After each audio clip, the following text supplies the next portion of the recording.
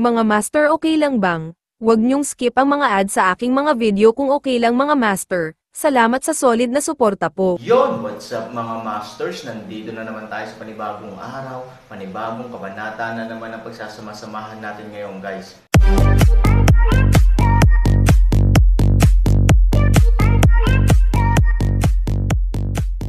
Bali mga masters, kung bago ka pa lang po sa aking YouTube channel, please click the subscribe button, lalong-lalo na po yung notification bell, guys, para maging connected pa rin tayo sa isa't isa at maging updated kayo sa mga susunod ko pang video. Bali mga masters, bago natin umpisahan ng kwento ay mag-shoutout po muna tayo para sa mga solid nating tagapakinig. Shoutout kay Henry Swan, shoutout kay Roel Consuegra. Yun na nga mga masters, no? Bali hindi na ito patagalin. In 3, 2, 1, let's go! Hindi lang niya naiwasan ang sarili niyang kamatayan, nabigo rin siyang gumawa ng kaukulang pag-iingat, sa kabaligtaran, lumayo pa siya sa daan patungo sa kamatayan. Hindi nagtagal, habang naipaparating ang utos ng kapitan, pinalakas ng buong hukbo ang pag-atake sa lagusan. Sa oras na ito, si Ivory ay itinapon sa lagusan upang kumapit, bagamat sa pananaw ng kapitan, ang Ivory ay nagdulot sa kanila ng malaking problema at maging ng kaunting kawalan ng pag-asa. Gayunpaman, mula sa pananaw ni Ivory, karaniwang naabot na niya ang kanyang limitasyon. Ang mga pag-atake ng kalaban ay nagdulot ng maraming pinsala sa kanya, paminsan-minsan, kailangan niyang bigyang pansin kung ang kaaway ay tumagos sa lagusan mula sa likuran, at pagkatapos ay pinalibutan siya mula sa likuran. Ito ay nagkakahalaga ng kanyang sariling paglilinang at enerhiya. Siya ay hindi hihigit sa isang malakas na pana. Ang biglaang pagtindi ng pag-atake ng kaaway ay talagang ang huling dayami na sumire sa Ivory sa ilang lawak. Pagkatapos lamang naharapin ang isang alon, si Ivory ay ganap na walang kapangyarihan, umaasa lamang sa kanyang sariling lakas para sa huling suporta. Bagamat nanatiling tahimik si Xiao Tao, matapos hanapin si Han Sanchen sa loob na walang resulta, mabilis siyang bumalik sa tabi ni Ivory, at pagkatapos ay tahimik na tumayo sa likod ni Ivory, na tahimik na sinamahan si Ivory. Sa mahabang panahon, nakikita niya kung gaano kalaki ang pagsisikap na ginawa ni Ivory at kung gaano karaming pagsisikap ang ginawa niya upang protektahan si Lee. Naawa talaga siya kay Ivory, at alam din niyang sinusubukan siyang protektahan ni Ivory. Gusto niyang tumulong, ngunit alam niya na kung gusto niyang tumulong ng walang paglilinang, lalo lang siyang magiging abala. Sa makatuwid, maaari lamang niya itong panoorin gamit ang kanyang mga mata at pag-aalala sa kanyang puso. Ngayon, habang si Ivory ay umatras ng ilang hakbang na nasugatan, hindi na nakatiis ang Xiao Tao at sumugod sa tabi ni Ivory upang tulungan siya, nag-aalala, Ate Ivory, bakit hindi tayo tumigil sa pakikipaglaban? Tayo, sumuko tayo. Mahirap sabihin ito, ngunit kinailangan ding sabihin ng Xiao Tao. Ituloy mo ang laban at ikaw ay bugbugin nila hanggang sa mamatay.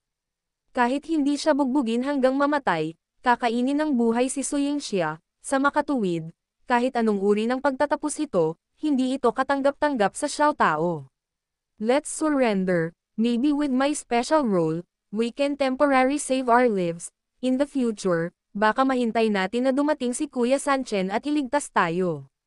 Hindi, buong tatag na umiling si Ivory. Ito ay ganap na bawal, pareho tayong napakahalaga ng Han Sanchen, kung tayong dalawa ay mahuli, walang mangyayari sa Han Sanchen, ito ay katulad ng paglalagay ng lalamunan sa ilalim ng kutsilyo ng kalaban.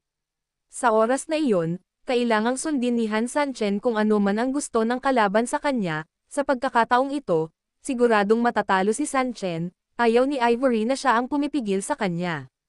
Gusto niyang kumapit. Sa bawat dagdag na minutong hawak natin, ang iyong 3,000 kapatid ay magkakaroon ng isa pang pagkakataon upang labanan ang kalaban. Sa makatuwid, hanggat may hininga ako, walang ganap na paraan na ako ay sumuko. Nang marinig ito ni Xiao Tao, nabalisa siya, pero matagal ka nang nagpumilit, kung gusto mo pang kumapit, ay. Hindi na nagsalita pa si Xiao Tao, pero alam din ni Ivory ang ibig sabihin ng Xiao Tao. Besides, the body is her own, and of course she knows more than Xiao Tao what the consequences will be if she continues hold on. Forcibly stimulating the energy in your body has been overloaded to the point that it cannot bear the load, Any harm done to you by anyone will most likely be irreversible harm. Mas masama pang sabihin na kahit hindi ka nila saktan, kung gagamitin mo ang katawan mo sa ganitong paraan, sa huli, sooner or later, it will cause irreversible damage to the body itself. Si Xiao Tao ay nagsalita ng napakatahimik, ngunit kahit na hindi siya nagsalita, si Ivory ay lubos na nababatid ang mga kahihinatnan. I know this, you don't need to say more, kahit mamatay ako dito, hinding-hindi ko pagsisisihan ang anumang desisyon na gagawin ko. Xiao Tao, stay back. Ate Ivory, anong gusto mong gawin? Desidido ang mga mata ni Ivory, at halos mahulaan ni Xiao Tao kung ano ang gustong gawin ni Ivory nang walang karagdagang tanong. Ate, huwag, kung magkamali ka, ay, paano ko ipapaliwanag kay Kuya Sanchen? Si Xiao Tao ay hindi umatras ngunit sumulong, hinawakan ang braso ni Ivory. Napakatigas na umiling si Ivory. Xiao Tao, sa puntong ito, wala na tayong ibang pagpipilian. I will self-destruct my nascent soul. I believe this wave of attacks will be very effective in blocking the enemy for a period of time. Sa panahong ito, dapat kang sumugod kaagad sa pinakamalalim na bahagi ng kuweba, ang lagusan na hinukay ng iyong kapatid na si Sanchen.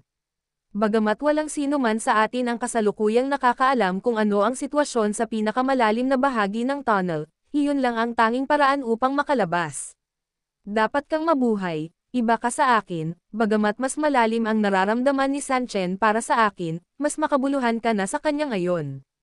Ikaw ang nagtataglay ng mana ng Panguax, sa iyong tabi, ang Panguax ay maaaring magkaroon ng higit na kapangyarihan, at ang Han Sanchen ay maaaring magkaroon ng mas magandang pagkakataon na mabuhay. So, Xiao Tao, kailangan mong mabuhay. Hindi. Ate Ivory, kung tayo ay ipinanganak na magkasama, tayo ay mamamatay na magkasama, at hinding-hindi kita hahayaang tumayo sa harapan ko at mabuhay ng mag-isa. In that case, for Xiao Tao, kahit mabuhay siya, then it is also a life of pain. Makokonsensya siya sa Ivory sa buong buhay niya, at hindi niya makakaharap si Han Sanchen sa natitirang bahagi ng kanyang buhay. Xiao Tao, hindi ito ang oras para maging emosyonal, kailangan mong maging makatuwiran, nag-aalalang sabi ni Ivory. Nang makitang dumating na ang mas mabangis na pag-atake ng kalaban, wala nang pakialam si Ivory ngayon, sa isang galaw ng kanyang kamay, ang isang alon ng enerhiya ay maaaring direktang bomb alot sa Xiao Tao, at pagkatapos ay sa isang galaw ng kanyang kamay, ang Xiao Tao ay direktang ipinadala sa pinakamalalim na bahagi ng lagusan. Gustong sumigaw ni Xiao Tao, ngunit hindi niya talaga magawang gumawa ng masyadong maraming tunog dahil nababalot siya ng totoong maskara ng enerhiya. Bilang karagdagan, siya ay palayo ng palayo sa Suyingxia, kaya ang iilan at hindi malalakas na tunog na ito ay mas natatakpan. Tumayo ka. Tawag. Ang Xiao Tao ay palayo ng palayo. Nang makitang malapit na matapos ang oras, agad na ginamit ni Ivory ang lahat ng kapangyarihan sa kanyang katawan para maghanda para sa huling desperadong laban. Sa lupa sa oras na ito, si Han Sanchen ang unang pumatay sa kanya, ilang sundalo ang subconsciously gustong lumaban, ngunit ang mga taong ito ay parang laro ng bata sa harap ng Han Sanchen, hindi sila nakatiis ng ilang round at tuluyan na silang nabugbog, mamatay. Hindi napigilan si Han Sanchen hanggang sa pasukan ng tunnel. Saglit lang, lumitaw ang figure ni Han Sanchen kung nasaan ang kapitan.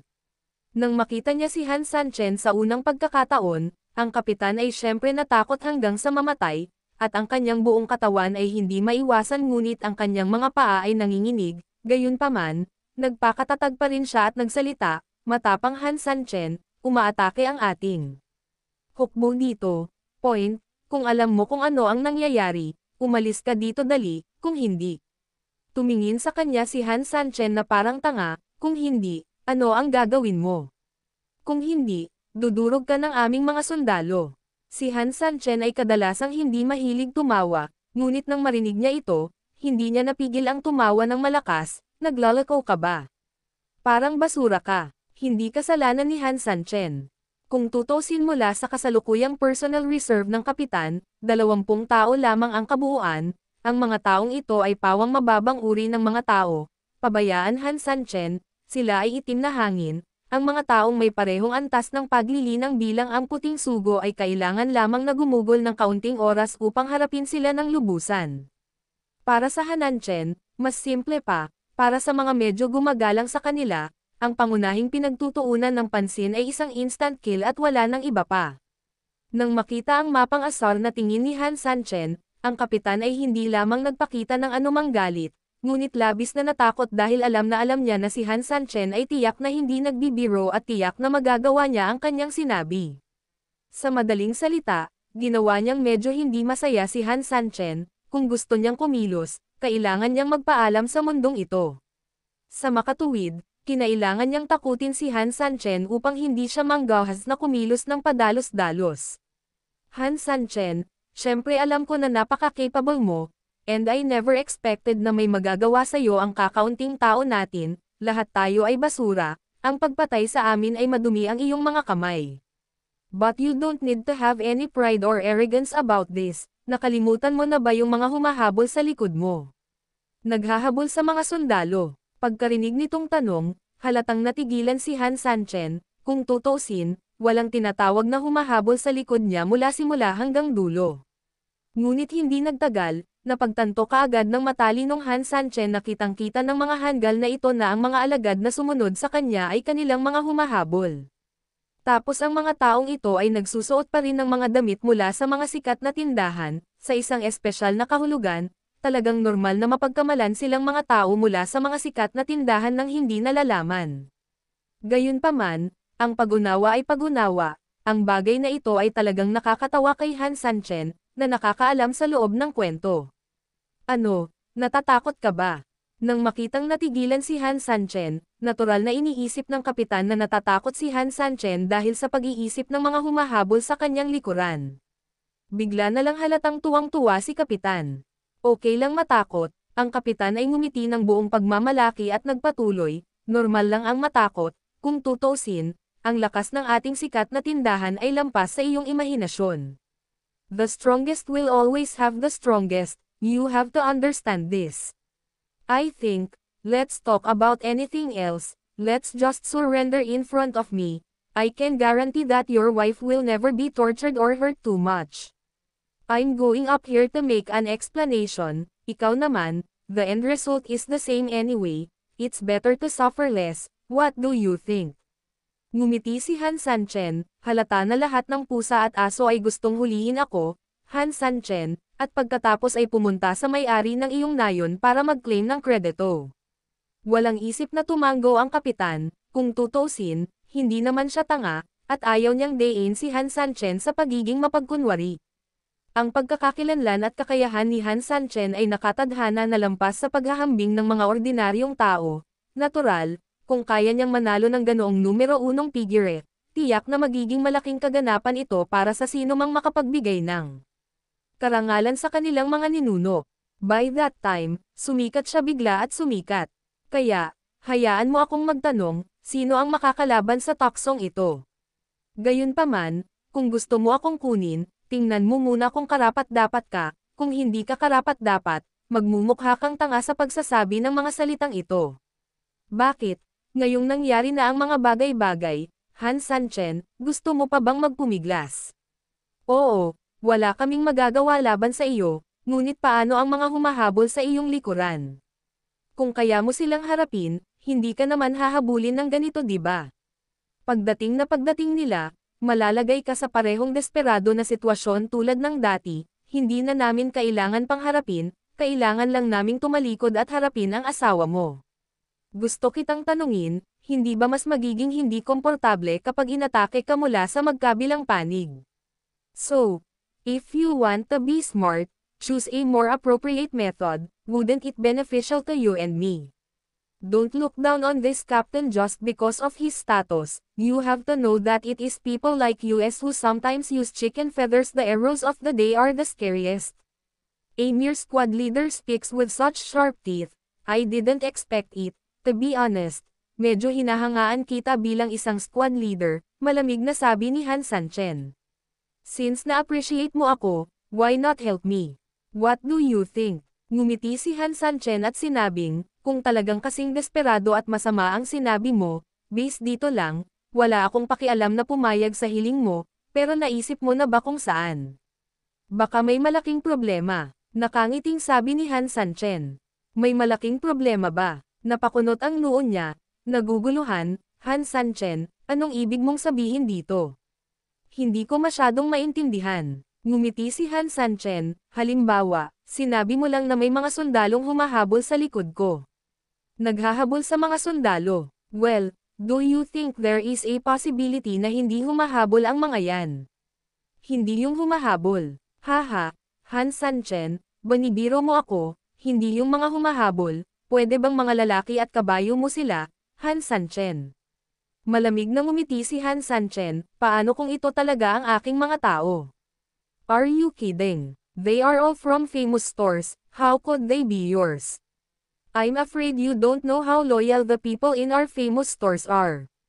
Kahit gaano ka-loyal ang isang tao, masasaktan siya kapag siya ay pinagtaksilan ng isa sa kanyang sariling bayan, sabi ni Han Sanchen. Utot, kung pwede silang maging tao mo, ay, kamusta? Yun na nga mga masters, no? Bali panibagong kabanata na naman yung natapos natin ngayong gabi. Muli, maraming salamat po talaga sa walang sawang suporta po sa aking YouTube channel na talagang inaabangan nyo po ang bawat upload ko po. Bali mga masters, magkita-kita ulit po tayo bukas ng gabi at ngayon po ay magpapaalam po muna tayo. Bali mga masters, bye-bye!